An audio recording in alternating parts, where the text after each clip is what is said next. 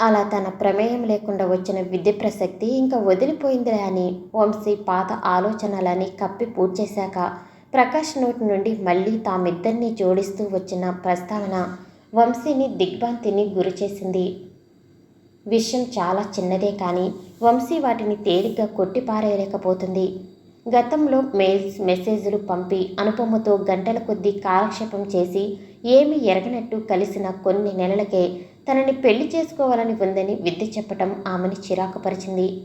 అతని పట్ల ఆమెకి మొదటి నుండి తెలియని ఇష్టం ఉన్న అనుపమ విషయం అతన్ని లెక్క చేయకని హెచ్చరిస్తుంది. విద్య అలా ఫోన్ చేసి అతని భావాన్ని నిస్సందేహంగా చెప్పిన క్షణం నుండి ఆమెకి నిద్ర కరువయింది. మధ్య మధ్యలో ఫోన్ కలుస్తుందేమోనని ప్రయత్నించిన విద్య విసిగిపోయాడు. ఫ్లాట్లో అతనికి, హాస్టల్లో వంశీకి రాత్రి నిద్ర లేకపోవడంతో మార్నింగ్ తొందరగా లేవలేదు. ఆఫీస్ నుంచి రాగానే ఫోన్. విద్య పైకంత నిర్లిప్తంగా ఉన్న వంశీయే అయి ఉంటుందనే ఆశతో చటుక్కున లేచి కూర్చున్నాడు. కానీ ఫోన్ వస్తున్నది గాయత్రి నుండి. హలో అమ్మ, నిరుత్సాహంగా తీశాడు కాల్. ఏం నాన్న, అలసిపోయావా? ఆప్యాయంగా పలకరించింది తల్లి గొంతు. లైట్గా. భోంచేసేసావా? నాన్న ఏం చేస్తున్నారు? నాన్న న్యూస్ చూస్తున్నారు. నువ్వు అన్నం తిన్నావా? ఇంకేంటమ్మా? ఎందుకురా డల్గా ఉన్నావు? ఆఫీసులో ఏమైనా? డల్ ఏం లేదు, జస్ట్ టైర్డ్ అయ్యాను. తాతగారు బామ్మ వచ్చారు కదరా, ఎప్పుడొస్తున్నావు? ఒక వీకెండ్ వీలు చూసుకుని వస్తాను. నాకు వాళ్ళని చూడాలని ఉంది. అక్క వస్తుందా? వస్తానంది. ఏం చేస్తుందో మరి అన్నట్టు పెద్ద మావయ్య వాళ్ళు అమెరికా వెళ్తారట. అవునా? ఎందుకని? అనుపమ కన్సీవ్ అయ్యిందిరా. మేనకొడల గురించి సంబరంగా చెప్పింది గాయత్రి. సర్లేమ్మా, ఇంక ఉంటానులే. అనుపమ ప్రస్తావన రాగానే సంభాషణ సాగనివ్వాలని విద్యకి అనిపించలేదు. సరేలే, టైట్గా ఉన్నానని అన్నావుగా, పడుకోరా. Good night. ఫోన్ కట్ చేసింది గాయత్రి. విద్య ఫోన్ పక్కన పెట్టేసి మళ్ళీ పరుపు మీదకి ఒరిగాడు. హఠాత్తుగా అతని మనసు వంశీని, అనుపమని పోల్చటం ప్రారంభించింది. అనుపమకి తను మెసేజ్లవి పంపించడం గుర్తొచ్చి తనలో తనే నవ్వుకున్నాడు విద్య. చిన్నతనం కొద్దీ ఎవరినో చూసి పోటీకి తనకి గర్ల్ ఫ్రెండ్ ఉందని చెప్పుకోవటానికి చేసిన పిచ్చి పనుల్లా తోచాయి అవన్నీ. అసలు తనకేం తెలుసునని అనుపమకి ఏవేవి చెప్పాడో గుర్తుకు వచ్చి ఆశ్చర్యం వస్తుంది. అనుపమ రూపమే తప్ప తనకి ఏమీ తెలియదు. పెద్దగా బలం లేని బలహీనమైన భావం కనుక సులువుగానే అది వీడ్కోలు పలికింది. నెల్లాళ్ల పరీక్ష తర్వాత అతని పంతంతో పోటీ పడి మనసే గెలిచింది. ఇక ఫోన్లో మాటలు కాదని నేరుగా వెళ్ళి వంశీని కలవాలని అనుకున్నాడు విద్య. పై బాల్కనీ వైపే చూస్తూ బైక్ ఇంజన్ని ఆఫ్ చేసి సైడ్ స్టాండ్ వేసి లోపలికి వెళ్ళాడు.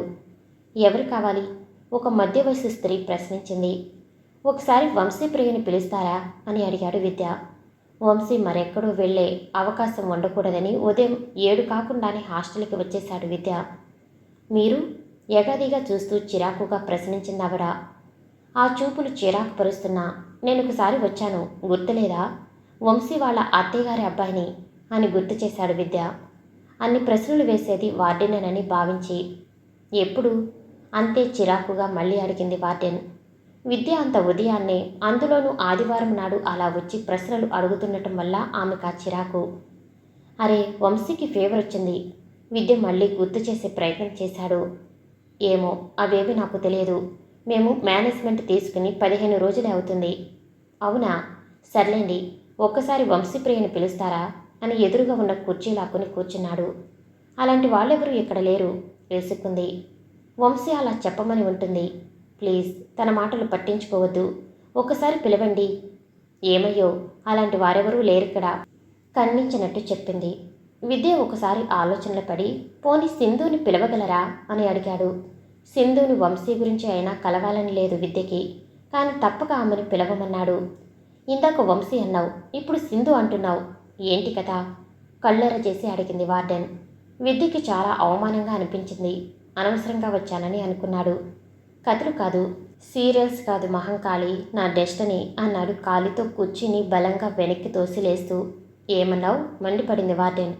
విద్య బాధలో ఉండి తనని ఏకవచనం చేసినా పట్టించుకోలేదు. కానీ ఇక ఊరుకోకుండా, సారీ మహంకాళి అంటే అమ్మవారి పేరు. నువ్వు బ్రహ్మరాక్షసివి. ఈ గర్ల్స్ పాపం నిన్నెలా భరిస్తున్నారో. ఐ పిటీ దెమ్ అంటూ బయటికి వచ్చి బైక్ ఇగ్నిట్ చేసి ముందుకు పోనిచ్చాడు. వార్డెన్ కోపంతో ఊగిపోయినా ఏం చేయలేకపోయింది. ఎందుకే ఇంత ఉదయాన్నే ఫోన్ చేశావు? అందులోనూ ఆదివారం కూడాను. ప్రతిసారి చేస్తానేమిటే, అయినా అయ్యగారు ఇంత ఉదయం ఫోన్ తీయటమే విశేషం. భువన గాయత్రి మాట్లాడుకుంటున్నారు. అడ్రస్ మెసేజ్ చేశావు, వాడికి తెలుస్తుందంటావా?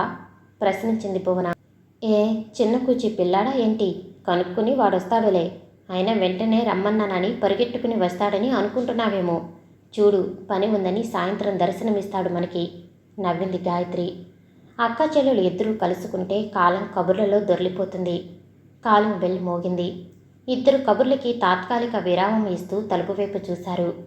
నాన్న, వాళ్ళు వచ్చేస్తుంటారు, లోపల నుండి అంటూనే పరుగున తలుపు తీయటానికి వచ్చింది వంశీ. లేవవలసిన పని లేకపోయింది భువన గాయత్రులకి.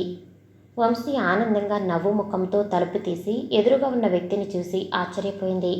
ఎదురుగా విద్య. వంశీని చూసి అతను అంతే ఆశ్చర్యానికి లోనయ్యాడు. విద్య క్యాంపులో ఉన్నాడే. మునుపటి రాత్రి గాయత్రి అన్న మాటలు ఆమెకు మరోమారు గుర్తుకు వచ్చాయి. లోపలికి రమ్మన్నట్టుగా వంశీ వీధి తలుపుని పూర్తిగా తెరిచింది.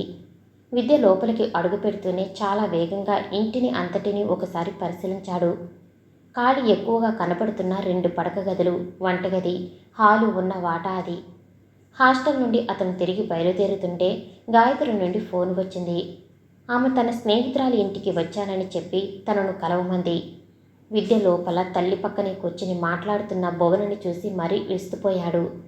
హాయ్ పెద్దమ్మ, ఇంత సర్ప్రైజ్ ఇస్తావనుకోలేదు అని భువనని చూస్తూ అని. ఏంటమ్మా ఇలా సడన్గా అని గాయత్రిని చూస్తూ అడిగాడు. చూచయాక విషయం అర్థమవుతున్నా. నా సంగతి పక్కనుంచు, నువ్వేంటిలా వెంటనే వచ్చేశావు? పెద్దమ్మతో నువ్వు అప్పుడే రావని బెడ్ కూడా కట్టాను. ఇప్పుడు ఆ నష్టాన్ని ఎవరు భర్తీ చేస్తారా? వేళకోళంగానే నవ్వింది గాయత్రి.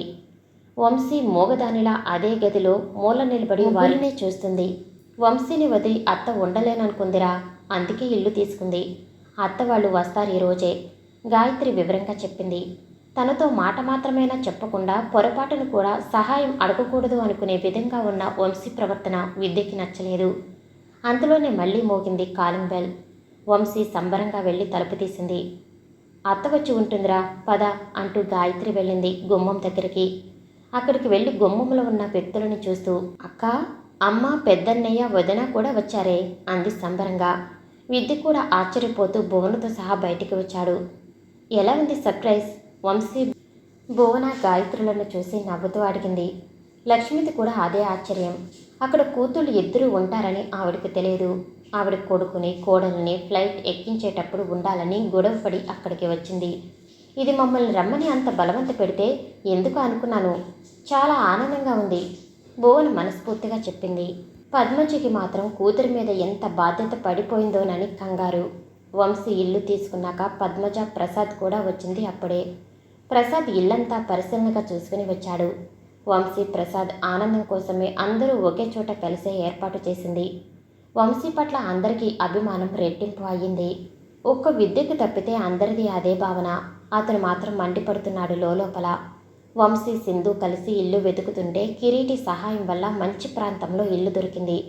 కొంత సామాను పద్మజ కూడా తీసుకుని వస్తుందని తెలిసినా వంశీ తనకు తెలిసినంత వరకు కొన్ని ఏర్పాట్లు చేసింది. గ్యాస్ కనెక్షన్ కూడా వేరే కొలిక్ సహాయంతో ఏర్పాటు చేసింది. తన కూతురు అంత బాధ్యతగా పెద్దరికంగా వ్యవహరిస్తుంటే ప్రసాద్కి గర్వంగా ఉంది. వంశీ ఎలా అన్ని పనులు చేసుకుని వచ్చింది చెబుతుంటే, అన్నీ నువ్వు ఒక్కదానివే చేసుకోకపోతే విద్యని సహాయం అడగొచ్చు కదే అంది గాయత్రి. అదెందుకు అడుగుతుంది, పొగరు కదా, విద్య మనసులో అనుకున్నాడు. అసలు హాస్పిటలైజ్ అయినప్పుడే చాలా ట్రబుల్ చేశానత్త, అందుకే మొహమాటం అనిపించింది అని వంశీ అబద్ధం చెప్పింది. పద్మజ తొందరగా స్నానం చేసి వచ్చి పనిలోకి దిగింది. విద్య మొదట వంశీని ఫోన్ ఎందుకు తీయటం లేదని అడుగుదామని అనుకున్నాడు. కానీ ఆమె తనంతట తను మాట్లాడితే కానీ ఆ ప్రసక్తి తేయకూడదని నిశ్చయించుకున్నాడు. వంశీని, పద్మజని మాత్రమే అక్కడ ఉంచి ప్రసాద్ తిరిగి సొంత ఊరు వెళ్ళి తన ఉద్యోగాన్ని కొనసాగించాలని అనుకున్నాడు. అందుకని వంశీ ఏర్పాట్లని అందుకు తగిన విధంగా చేసుకుంది. తామిద్దరూ కలిసి తిరిగి మాట్లాడుకున్న సందర్భాలన్నీ కళ అయినట్టుగా, అనుపమ పెళ్లిలో ఉన్న విధంగా పరిచయం లేని వాళ్ళలాగానే ప్రవర్తిస్తున్నారు వంశీ, విద్య.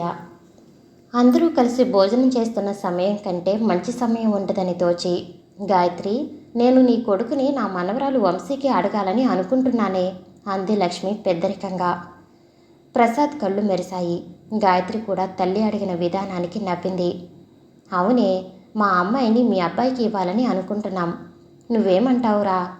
ప్రకాష్ మొదటి వాక్యం గాయత్రిని చూస్తూ అడిగి తర్వాత ప్రసాద్ వైపు తిరిగాడు.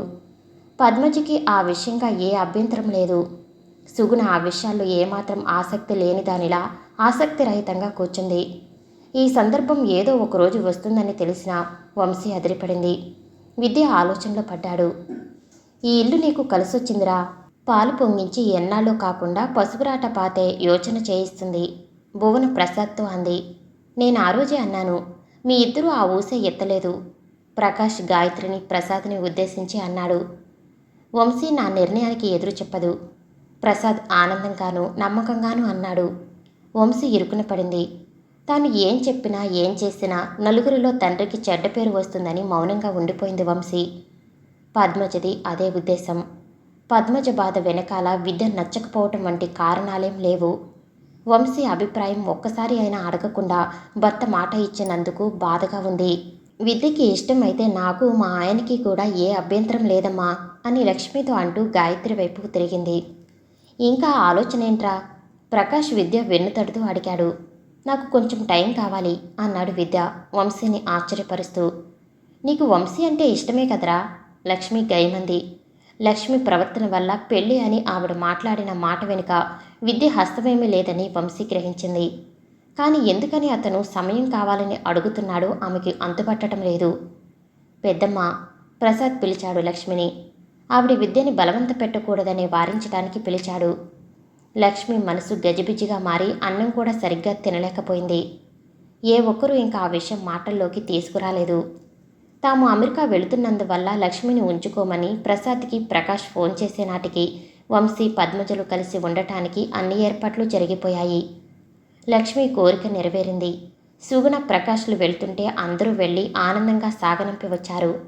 తర్వాత ఎవరి ఊళ్లకు వాళ్ళు తిరిగి వెళ్లవలసిన సమయం వచ్చింది. భువన, గాయత్రి, విద్య వెళ్ళిపోయారు.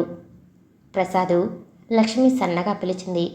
లక్ష్మి, ప్రసాద్ తిరిగి వెళ్ళటానికి సంసిద్ధం అవుతున్నారు. ఏమిటి పెద్దమ్మా? బట్టలు సర్దుకుంటూ అడిగాడు ప్రసాద్. వంశీ ఆఫీసుకి వెళ్ళిపోయింది. నేను ఇక్కడే ఉంటానురా పద్మజ వాళ్ళతో పాటుగా అని నసిగినట్టు అడిగింది.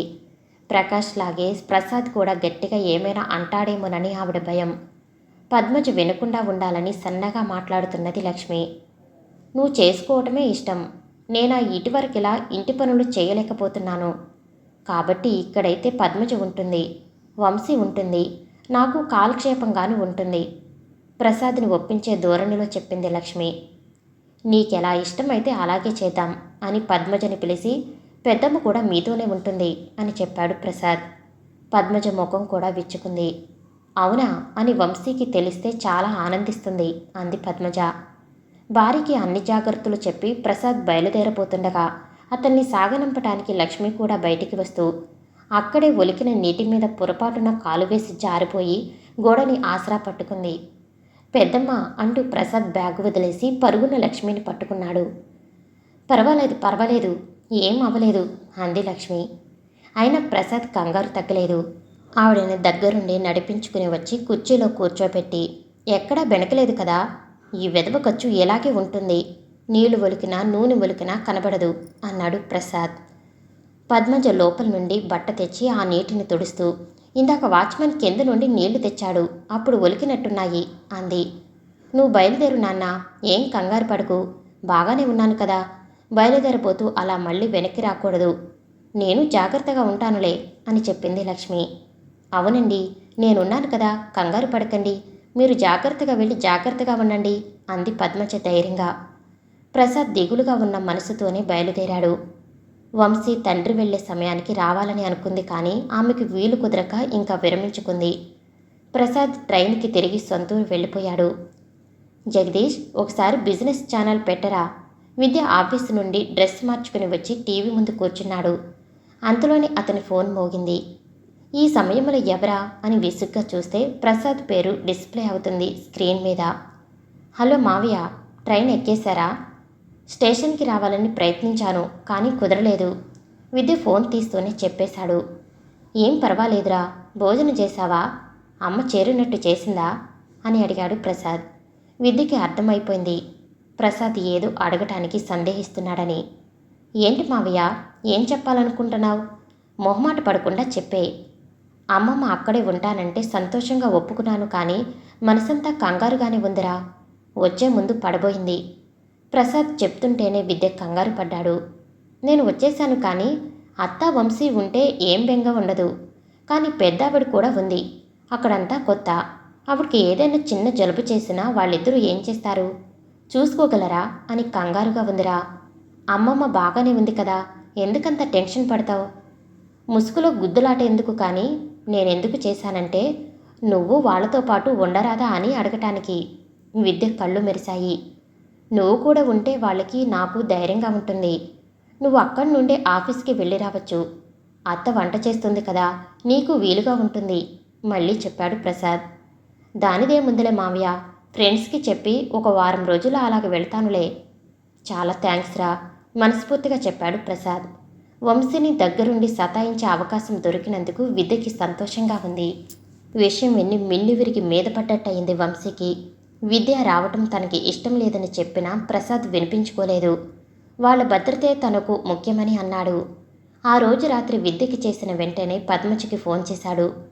పద్మజ కాస్త కంగారు పడుతూ ఫోన్ తీసి ప్రసాద్ నిర్ణయం విని, మీకు మతి ఉందా అని అడిగింది విసుగ్గా. ఉంది కాబట్టి విద్యకి చెప్పాను, పౌరుషంగా బదులిచ్చాడు ప్రసాద్. ఇంట్లో పెళ్లి కావలసిన పిల్ల ఉండగా ఎదిగిన పిల్లాడికి చోటెలా ఇస్తాం? వాడేమైనా పరాయివాడా? నా మేనలుడు. అయినా నిన్న వచ్చిన ప్రసక్తి మర్చిపోయావా? ఎలా మర్చిపోతాను? నా కూతురిని అడగకుండా మీరే నిర్ణయించేశారుగా.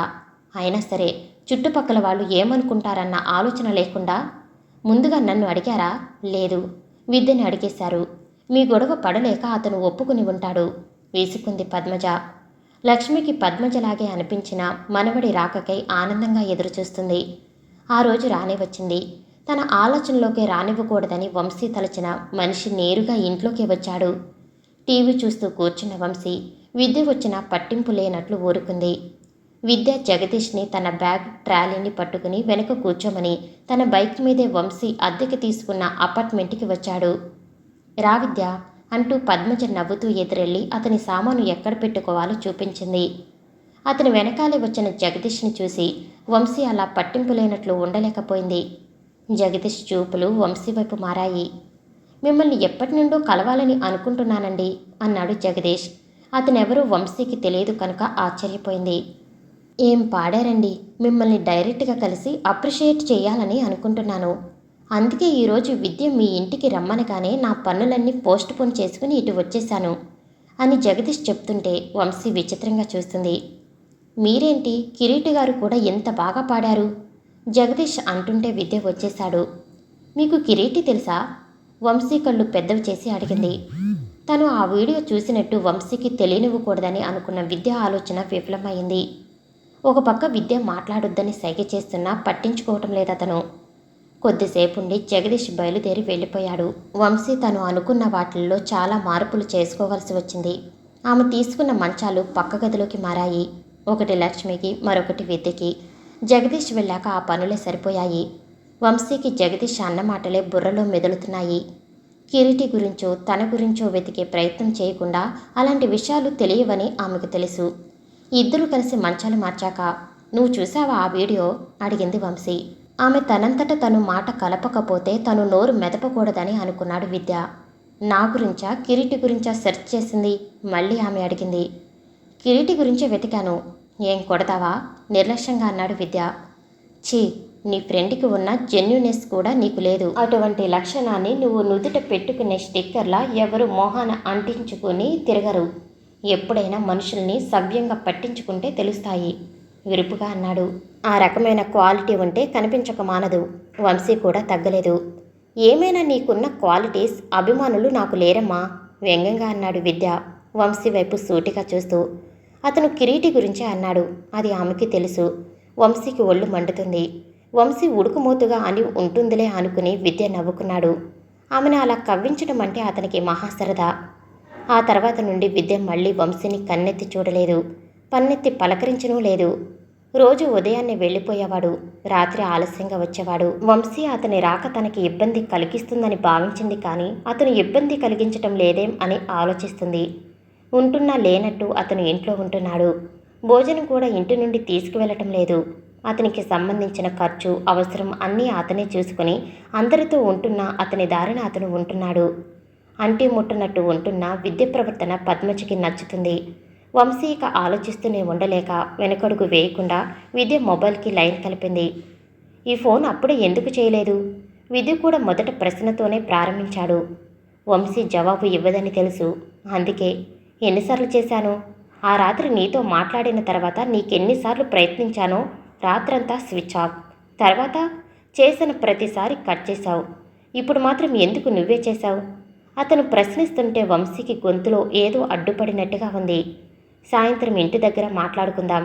లంచ్కి వెళ్ళిన వాళ్ళంతా వచ్చేస్తున్నారు. వంశీ నిజమే చెప్పింది. కుదరదు. నాకు ఈరోజు రీజన్ తెలియాలి. నువ్వు అందరితో ఉండే విధంగా ఎప్పుడు నాతో మెలకలేదు. వై? ఎందుకు ఆ డిఫరెన్స్? నాకు తెలిసి నేను ఏ పొరపాటు చేయలేదు. అయిష్టత ఉన్నది నీకే. ఎందుకు ఇష్టం లేదు నేనంటే? నువ్వెవరినైనా ఇష్టపడుతున్నావా? నిన్నే ఆమె ఇష్టపడుతుంది అని మనసు నొక్కి చెప్తుంటే మనసుకు పెట్టవలసిన పరీక్ష వంశీకి పెట్టాడు విద్య. నేను ఇష్టపడటం లేదు, నువ్వే ఇష్టపడ్డావు. అందుకే వంశీ మరొకరు వినకూడదని ఆవేశాన్ని కూడా సన్నగానే వ్యక్తపరిచింది. విద్యకి అర్థం కాలేదు. వంశీ కొన్ని విషయాల్లో ఎంతో పెద్దరికంగా వ్యవహరించినా కొన్ని విషయాల్లో చిన్నపిల్లకు తీసిపోని పంతంగా వ్యవహరిస్తుంది. వయసుతో పాటు విద్య పట్ల ఇష్టం కూడా పెరుగుతూనే వచ్చింది వంశీలో. తను అతను చిన్నతనంలో కానీ యవ్వనంలో కలుసుకున్నది లేదని తెలిసినా అనుపమని ఎందుకు విద్య ఇష్టపడాలనే ఉక్రోషం ఉంది వంశీ మనసులో. నేనేదో తప్పు చేసినట్టు నిలదీస్తున్నావు ఇందాకటి నుండి. నీ గురించి నాకేమీ తెలియదనుకున్నావా? ఇప్పుడు నాకు ఆన్సర్ ఇవ్వకపోతే చంపేస్తాను నిన్ను, ఉక్రోషంగా అంది వంశీ. అనుపమతోనూ నువ్వు ఇదే మాట చెప్పావా లేదా? వి విల్ మ్యారీ అని. విద్య ఒక్కసారిగా కంగుతిన్నాడు. వంశీకి ఆ విషయం అనుపమ చెప్పే అవకాశాలున్నాయని తెలిసినా ఆశ్చర్యపోయాడు. నేను అన్నాను. అయితే? అడిగాడు ఏ భావము లేకుండా. అయితేనా? సిగ్గులేదు? దానితోనూ నాతోనూ అదే మాట చెప్పటానికి. దాన్ని పెళ్లి చేసుకున్నాక నీతో చెప్తే తప్పు, కానీ అది ఎవరినో కదా చేసుకుంది. నువ్వు పెదనాన్న మాటలు ఇంఫాక్ట్ వల్ల మాత్రమే చెప్పావు నాతో. ఆ విషయంలో నేను షూర్ కాదు. నేను నిన్ను ఎలా ఇష్టపడుతున్నానో, ఎంత ఇష్టపడుతున్నానో నువ్వెలా చెప్పగలవు? నిజం చెప్పు, నీకు ఈ విషయం తెలియదా? తెలియదంటే చచ్చినా నమ్మను. వంశీ అతన్ని నిలదీస్తుందో లేక బాధపడుతుందో విద్యకి తెలియటం లేదు. అయినా అనుపమకి బుద్ధి లేదు. ఎవరినో చేసుకుంటూ నీకు ఈ విషయాలని చెప్తుందా? బుద్ధి లేనిది దానికి కాదు అంటూ వంశీ ఆపేసింది. ఆ ఖాళీని పూర్తి చేస్తే తనే అవుతాడని, లేదా తన పేరే ఉంటుందని విద్యకు తెలుసు. నేను మాట్లాడుతున్నది అను గురించి కాదు, తమరు ఆమెతో సాగించిన నిర్వాకం గురించి. ఏయ్ నిర్వాకాలంటూ పెద్ద మాటలు వాడుకు. లెటర్స్తో ముగిసిపోయిన కథ అంతే, అంతకు మించి ఏం లేదు. అయినా ఈ విషయాన్ని నువ్వు అబ్స్టాకిల్గా చూపేది అని కాసేపు ఆగి, ఇట్ వాజ్ షర్ట్, అదే నీకు ప్రాబ్లం? విద్య అలా మామూలుగా అడుగుతుంటే వంశీ ఇక మనసులో విషయాన్ని దాచలేకపోయింది. అది కాదు, నువ్వన్న అదే ఫాస్ట్లో అదే ఎందుకు, నేనెందుకు కాదు అడిగేసింది వంశీ ఉక్రోషంగా. ఏంటి? విద్యకి అర్థం కాలేదు. ఆమె మాటల వెనుకున్న భావాన్ని, ఉద్దేశాన్ని అతను గ్రహించలేకపోయాడు. ఎవరు అనుకుండానే ఆ రోజు నువ్వు దానికి ప్రపోజ్ చేశావు. అనుపమకే ఎందుకు మెసేజ్ చేశావు? అది మాత్రమే గార్జియస్గా అనిపించిందేం నీకు? చెప్పు, అదే ఎందుకైంది? నేనెందుకు కాలేదు? విద్యకి ఏమనాలో తోచలేదు. కాలం కలవనివ్వని కారణం చెప్పాలని తట్టలేదు కదా. That is why it is an obstacle అని టక్కున కాల్ కట్ చేసింది వంశీ. ఆలోచనల గాలి వంశీని వదిలివేసి విద్యని చుట్టుముట్టింది. వంశీ తనని ఎప్పటి నుండో ఇష్టపడుతున్న వాస్తవం వెలుగులోకి వచ్చి ఆమెలోని సున్నితత్వాన్ని మరోమారు అతనికి చూపింది. విద్య ఆ రోజు గట్టిగా నిర్ణయించుకున్నాడు వంశీ ఇక తనదేనని. ఎవరో రేపిన ఆలోచన ఫలితమే ఆమె పట్ల తన ఇష్టానికి శ్రీకారం చుట్టినా అది గత కాలంలో మరుగవ పట్ల కలిగిన ఆకర్షణ లాంటి బలహీనమైన భావం కాదని, ప్రత్యేకమైనదని వంశీ గ్రహించే రోజు వరకు తను ఆమెలాగానే ఓర్పుగా ఎదురుచూడాలని అనుకున్నాడు.